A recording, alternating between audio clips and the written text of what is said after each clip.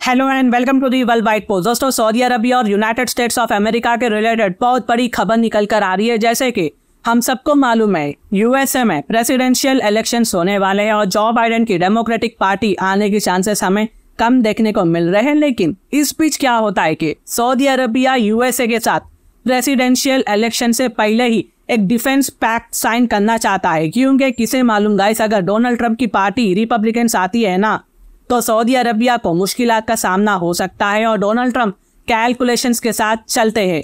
और आज के टाइम पर सऊदी अरबिया ने इजराइल और यूएसए के सामने ना एक पॉलिटिकल कंडीशन रख दी है कि जी सऊदी अरबिया इजराइल को as a state, as a country तभी रिकॉग्नाइज करेगा जब फिलिस्तीन स्टेट को 1967 के बॉर्डर्स के अकॉर्डिंग प्रॉपरली एस्टैब्लिश किया जाएगा with east Jerusalem as the capital of फिलिस्तीन।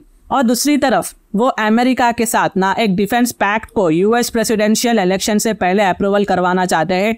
और अक्टूबर में अमेरिका की महीनों तक चलाई गई डिप्लोमेसी के बाद भी ना सऊदी अरबिया को इजराइल के साथ डिप्लोमेटिक रिलेशनशिप को नॉर्मल करने और इजराइल को पहली बार रिकॉग्नाइज करने के लिए रियाद ने अपना फैसला बदल दिया है। और इससे अमेरिका की जो मेहनत है उस पर पानी फिर चुका है।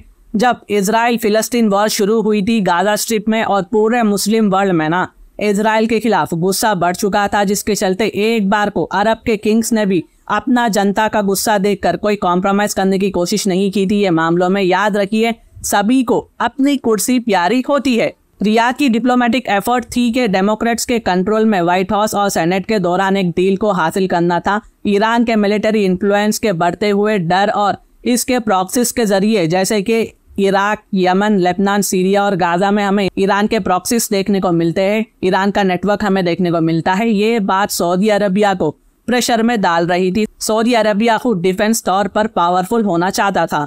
हिस्टोरिकली डेमोक्रेटिक लॉयर्स ने ऐसे एग्रीमेंट्स के सख्त खिलाफ थे, क्योंकि रियाद का यमन में मिलिट्री इन्वॉल्वमेंट ज्यादा था, ऑयल प्राइसेस पर असर डाल रहा था। और 2018 में जर्नलिस्ट जमाल खशोगी के कत्ल में एमबीएस के इन्वॉल्वमेंट को क्रिटिसाइज किया गया था यहाँ पर। लेकिन प्रेसिडेंट बाइडेन यहाँ एक डील करवा देना चाहते थे। वॉर के सिचुएशन को देखकर कांग्रेस में एक एग्रीमेंट हासिल हो सकता है और ये एक बेहतरीन मौका देता है सऊदी अरबिया को, क्योंकि यूएसए को अभी के लिए सऊदी अरबिया की जरूरत है। लेकिन सऊदी अरबिया अपनी सिक्योरिटी को मजबूत करना चाहता है और अपना राइवल ईरान की दुश्मनी से बचने की तरफ बढ़ना चाहता है। लेकिन आप कहोगे लेकिन सऊदी अरबिया ने ईरान के साथ अपने डिप्लोमेटिक रिलेशनशिप को नॉर्मल कर लिया है ना, चाइना ने करवा दिया है ना, ईरान सऊदी फ्रेंड्स बन चुके हैं। देखिए, ये ऑन ग्राउंड फ्रेंड्स तो बन चुके हैं, लेकिन जो सेल्फ डिफेंस है ना, वो अंदर ही अंदर हमें डराता है, दिल में सताता है, कब क्या कहां से अटैक हो जाए। सऊदी अरबिया को इसका डर है। सऊदी अरबिया को ये भी डर है कि ईरान कहीं न्यूक्लियर बम ना बना ले। और बहुत हद तक सऊदी अरबिया अपने इकोनॉमी को बदलने की कोशिश कर रहा है और बड़े फॉरेन इन्वेस्टमेंट को खींच रहा है। सऊदी ऑफिशियल्स ने इजराइल को रिकॉग्नाइज करने के मुद्दे में थोड़ा सा फ्लेक्सिबिलिटी बनाने और अमेरिका के साथ पैक्ट को ट्रैक पे लाने के लिए अपने अमेरिका के काउंटर पार्ट्स को बताया है कि रियाद इजराइल से फिलिस्तीन की स्टेट बनाने के लिए कॉन्क्रीट स्टेप लेने पर जोर नहीं डालेगा। रियाद ये नहीं कह रहा है कि आप कंप्लीट इजराइल स्टेट को दे दो, बल्कि वो 2 स्टेट सोल्यूशन की पॉलिटिकल कमिटमेंट को एक्सेप्ट करेगा, जिसमें ईस्ट जेरूशलम को फिलिस्तीन का कैपिटल बनाना होगा। देखिए, ये जो सऊदी अरबिया ने कहा है ना, इससे इजराइल और फिलिस्तीन दोनों को फायदा होगा। कुछ चीज़ों में कॉम्प्रोमाइज़ करना ज़रूरी हो जाता है। इजराइल अपनी एयरफोर्स, इंटेलिजेंस, आर्मी रखकर भी बेकार हो गया, क्योंकि आज हमस ने 5000 रॉकेट डालकर ये अटैक कराए। कल को इससे बड़ा अटैक हमस इजराइल पर कर सकता है। और किसे मालूम, कल को हमस अपनी एयरफोर्स भी चुपचाप डेवलप कर ले, अटैक कर दे इजराइल को। याद रखिए, भले ही सऊदी अरबिया डिफेंस के मामलों में वीक होगा, लेकिन सऊदी अरबिया के पास दुनिया की वो पावर है जिसके चलते सऊदी अरबिया दुनिया की इकोनॉमी को रोक सकता है, होल्ड पर डाल सकता है, नुकसान करवा सकता है कंट्रीज का, और वो है कच्चा तेल। जी हाँ, क्रूड ऑयल। मैं मेरे खुद से बिल्कुल भी नहीं कह रहा हूँ गाइस, मैं फैक्ट्स और प्रोबेबिलिटीज के बेसिस पे कह रहा हूँ। जिस दिन सऊदी अरबिया ये मूड बना लिया कि जी अब इजराइल पर अटैक करना ही है फिलिस्तीन को आज़ाद करवाने के लिए, तब OIC, मुस्लिम कंट्रीज और जितने भी अरब कंट्रीज है मिलकर इजराइल के खिलाफ मिलिट्री एक्शन ले सकते हैं। और ये बात 1973 में किंग फैसल बिन अब्दुल अजीज अल सऊद के टाइम पर हो चुकी है। हिस्ट्री हमें फ्यूचर भी बतलाती है और समझदार को इशारा ही काफी होता है। इसके रेस्पॉन्स में इजराइल अपने एलाइज यूएसए और यूरोप के साथ अटैक कर सकता है। तो कोई बड़ी बात नहीं है कि मैं शॉक नहीं होगा अगर ऐसा टाइम आएगा। रशिया चाइना अपने इंटरेस्ट के लिए मुस्लिम वर्ल्ड अरब वर्ल्ड का साथ दे सकते हैं, हेल्प करेंगे। और वैसे भी रशिया को पहले से ही यूएसए के खिलाफ बदला लेना है, तो रशिया तो कोई डाउट नहीं है आएगा भी।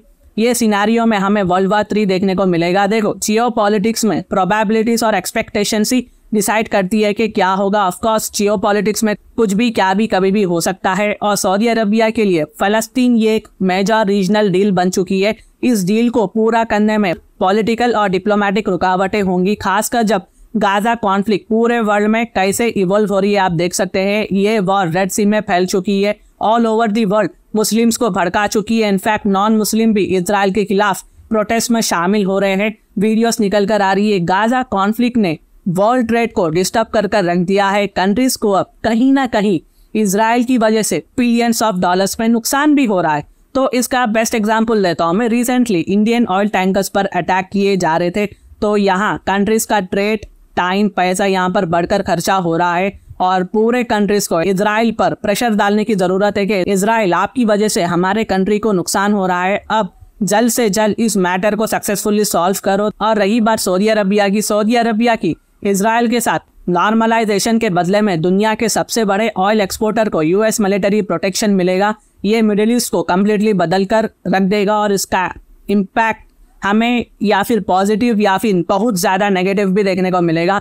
ये यूएसए तब कर रहा है जब चाइना इस रीजन में अपना डोमिनेंस को बढ़ा रहा है और यूएसए को डर है कि सऊदी अरबिया ने डॉलर को रिप्लेस कर युआन में पेमेंट कर लिया है, बातचीत को शुरू कर दिया है। और सऊदी अरबिया ने चाइना के साथ करेंसी स्वैप एग्रीमेंट भी किया था। मैंने पास में इस पर वीडियो भी बनाई थी। रशिया सऊदी अरबिया के टाइज बहुत ज़्यादा मजबूत हुए हैं। रिसेंटली रशिया यूक्रेन वॉर के बीच व्लादिमीर पुतिन ने सऊदी अरबिया को विजिट किया था, तो यूएसए को यह सब देखकर बहुत बड़ा झटका लगा है। यूएसए नहीं चाहेगा कि सऊदी अरबिया चाइना रशिया के पास चले जाए। और अगर यूएसए की सिक्योरिटी सऊदी अरबिया में डिप्लॉय हो जाती है ना, तो नॉर्मलाइजेशन डील ऐसा भी लुक ले सकती है जो इजराइल को उसके बिगेस्ट एनिमी ईरान के खिलाफ सिक्योरिटी प्रोवाइड करने का काम करेगी। ऑफ कोर्स यूएसए रहेगा यहाँ पर और यूएस प्रेसिडेंट जो बाइडेन को नवंबर 5 के प्रेसिडेंशियल इलेक्शन से पहले ही एक डिप्लोमेटिक जीत देने में ये मदद भी कर सकता है। लेकिन ये सब नामुमकिन दिख रहा है गाइस, क्योंकि नेतन्याहू ने 2 स्टेट सॉल्यूशन को रिजेक्ट कर दिया है। एक तरफ USA, Saudi Arabia, United Nations Israel से कह रहा है कि इजराइल आप पहली बात इलीगली फिलिस्तीन को कब्जा किया है, उसके बाद आप 2 स्टेट सॉल्यूशन को भी रिजेक्ट कर रहे हो। सऊदी ऑफिशियल्स ने प्राइवेटली वॉशिंगटन को इजराइल पर दबाव डालने को कहा है ताकि इजराइल गाजा पे वॉर करना बंद करे। और अभी तक गाजा में लगभग 27,000 से ज़्यादा फिलिस्तीनियंस इजराइल ने बमबारी कर उन्हें मार डाला है और इजराइल ने तकरीबन 66,000 से ज़्यादा इनोसेंट फिलिस्तीनियंस को घायल कर दिया है, अपाहिज कर दिया है। सऊदी अरबिया चाहता है कि इजराइल ये वॉर को ख़त्म करे और एक टेबल पर बैठकर डिप्लोमेटिकली बातचीत शुरू करे और फिलिस्तीन स्टेट बनाने में कमिटमेंट को पूरा करे। उसके बाद ही रियाद की डिप्लोमेटिक रिलेशनशिप को इजराइल के साथ नॉर्मलाइज करेगा। साथ ही सऊदी अरबिया गाजा की रीबिल्डिंग में मदद करेगा। याद रखिए, अगर ऐसा होता है तो इजराइल का कहीं ना कहीं फायदा भी है। ईरान बहुत हद तक खामोश बैठ जाएगा, वरना ऐसे ही लड़ाई होते रहेगी। इजराइल हमेशा कॉन्फ्लिक्ट में बिजी होता रहेगा। इजराइलीज ईरान के प्रॉक्सीज के द्वारा ऐसे ही मरते जाएंगे। रियाद ने अमेरिका को एक मैसेज भी दिया है, सबसे पहले अमेरिका तुम जंग रुकाओ, ह्यूमैनिटेरियन एड को अलाउ करो और एक इंसाफ और जस्टिस के साथ फिलिस्तीनियंस के लिए एक प्रॉपर स्टेट एस्टैब्लिश करो। यही एक हल है मिडिल ईस्ट की पीस के लिए। ये बात अब्दुल अजीज अल सागर ने भी मानी है। ये जिद्दा में state gulf research centre think tank के हेड भी है, जो इस ऑन गोइंग वॉर को ध्यान में रखकर स्टडी कर रहे हैं। और उन्होंने कहा कि बिना इस कंडीशन को पूरा करे सऊदी अरबिया कुछ भी नहीं कर सकता है, कुछ ना कुछ यहाँ नेगोशिएशन होना चाहिए। तो ये कुछ अपडेट्स थी गाइस जो मैंने आप तक लाया है। अगर इसके रिलेटेड कुछ भी डाउट हो तो आप मुझे कमेंट करें, मैं आपको इसका जवाब दे दूंगा, साथ में हार्ड भी दे दूंगा। और अगर मेरी वीडियो इन्फॉर्मेटिव दिखे तो इंटरनेशनल अफेयर्स के लिए आप मेरे चैनल को सब्सक्राइब कर सकते हैं। Thank you for watching, thank you for hearing and I always say God bless you all.